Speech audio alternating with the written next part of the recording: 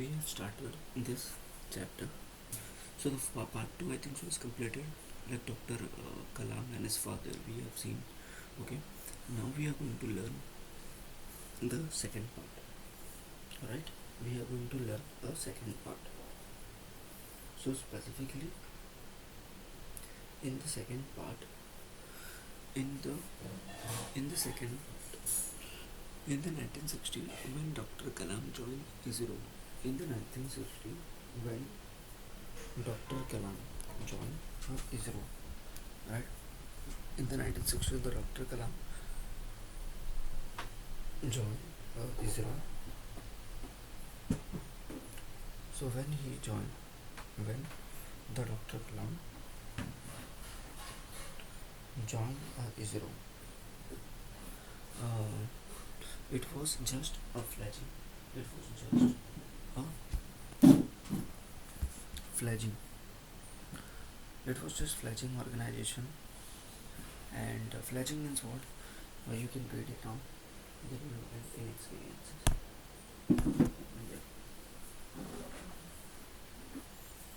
So here we need to understand his interaction with the great scientist Professor Vikram Sarabhai.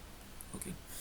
So when the Dr. Kalam joined ISRO, and it was just a new and inexperienced. It was the organization at that time in 1960 was actually the fledgling organization. It was a new thing, and when he interacted with the great scientist Professor Vikram Sarabhai and the Reverend Peter Bernard Pereira shaped his thoughts on religion. And when he interacted with these people, then he shaped his thought on religion. It was here that he learned about the true meaning of religious service. In ISRO, when he interacted with these people, who interacted, Dr. Abdul Kalam interacted with these people, so he learned about the true meaning of religious service. Then Professor Sarabhai and his team had selected a site. Then Professor Sarabhai and his team had selected a site in Thumba. Then Professor Sarabhai and the Kalam and his team, they have selected a site Thumba in Kerala to set up their space research facility. Right? Space research facility, and it was an ideal site due to its proximity to the magnetic equator. So specifically in Kerala, in Thumba site, the Sarabhai and his team, they have actually find one site in Thumba, Kerala, for the space research because geographically it was the best place. But there was a major roadblock in getting possession of the site, as it was the fishing ground of Thumba fishermen. So specifically there was a roadblock in getting the possession of the site because it was a fishing ground of the Thumba's fishermen. Which place they have decided to open the space research. So there was a problem, and the problem because that particular area what they have decided was the place of a fisherman. Moreover, it had an old church of Saint Mary Magdalene, a bison house, and a school which was under the administration of the church. The government official predicted that it would be impossible to relocate so many people from the site and destroy religious institution for the sake of space research center. So specifically, these people have thought it is very difficult to send them these people and to for the sake of the research center, space center over there. So this Vikram Sarabhai and his team have thought they will open the space research in the Thumba area, Kerala. But in Thumba area there already the people are living. So it became very difficult for them to relocate these people. But upon the Dr. Sarabhai persistent, it was suggested that they approach the only person who could help them in this situation. Father Pereira, the, the then bishop of the religion. So specifically, uh, Vikram Sarabhai suggested that they will only approach those person who is going to be support, otherwise not. Then Father Pereira of that religion, of then the bishop of the religion, Dr. Sarabhai and Dr. Kalam approached the Father Pereira. They and no doubt, Father Pereira was a bishop of the religion. Okay. Then Dr. Sarabhai and Dr. Kalam approaches the Father Pereira on the Sunday evening, because there was a Saint Maria Magdalene church. So they have approached the father of the Saint Maria. Okay, on Saturday evening, the Reverend, the Reverend said, then the Reverend said, oh Vikram, you are asking me for my children abroad, from my abode, and for God's abode. How is this possible? Father Pereira then invited the party to visit. Father Pereira then invited the party to visit the church on a Sunday morning. Dr. Sarabhai and his team, and forever in inquisitive discipline, Dr. Kalam took up the offer. So first of all, then Dr. Sarabhai was invited by the father, and they went also on Sunday morning at church the next Sunday. Now at church the next Sunday, the Reverend invited Dr. Sarabhai up to the dais after prayer service. Then after that, the Reverend, the fourth character, has invited Sarabhai after the prayer service. Turning to everyone present, he said, dear children. And then after the father said, dear children, here is a scientist, Dr. Vikram Sarabhai, and what does the science do for us? We benefit from the devices that the science had developed to light up our homes, and I'm able to talk to you using this, and I'm able to talk to you by using this mic. Thanks to technological advancement, medical science allows the doctor to diagnose and treat patients. Science and technology enhance the overall comfort and equality of human life. And what do I do as a preacher? I pray for you for well-giving and for your peace. And in short, the Vikram and I are doing the same job. Both science and spirituality. Seek the Almighty blessing for the prosperity of the human mind and body.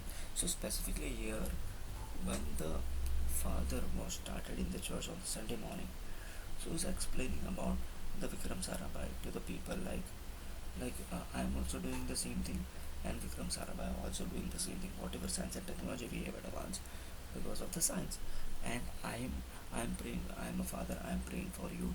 Spirituality. I am helping for you. And then, dear children, then after that, the Dr. Vikram Sarabhai says, dear children, that within a year he wants. Then, dear children, Dr. Vikram says that within a year he wants to build. Then after that, father said, dear children, a scientist, Dr. Vikram, wants to build a scientific facility near the sea coast, replacing all the settlement that now stand there. Now can you give up? Can you give up your abode? Can I give up my abode? Can we give up God's abode for such a great scientific mission? Dr. Kalam recalled how he witnessed a pin drop silence for a long moment. Then everyone got up, and the whole church echoed, and the whole church echoed loudly with a defeating noise of a collective amen.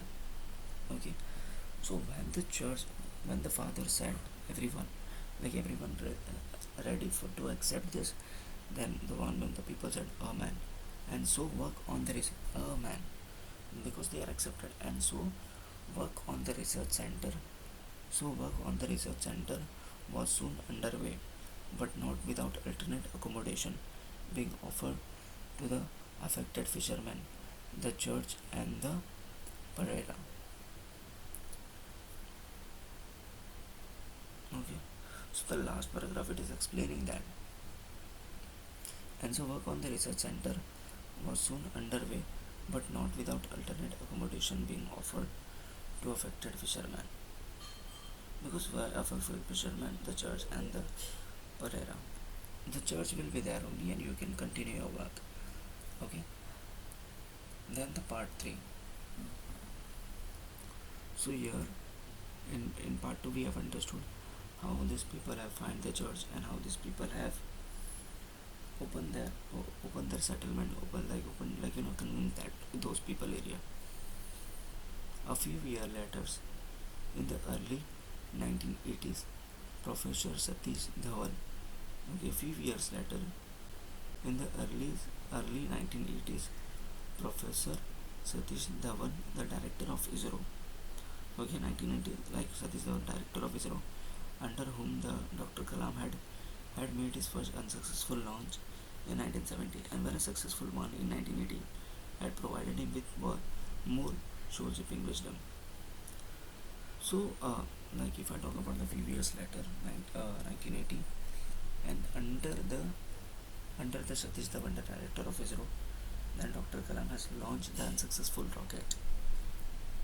And one day in 2012, we were discussing the number of PhDs Dr. Kalam had received. Like one day 2012 they are discussing about the Dr. Kalam PhD's holder, Dr. Kalam degree. He said to me, Srijan, Professor, he said to me, Srijan, uh, he said to me, Professor Dhawan had so much profession. Dhawan had so many master degrees, all from the best institution, no less, no less. So I asked him how one can become so academically accomplished. He responded saying that academic brilliance is no different from the brilliance of a mirror. Academic difference is no different from the brilliance of mirror, which can be diminished by a coating of a dust. Only when the dust is removed, the does the mirror shine and the reflection become clear. We can remove the impurities obscuring our soul by living pure and ethical lives and by serving humanity. And then God will shine through us.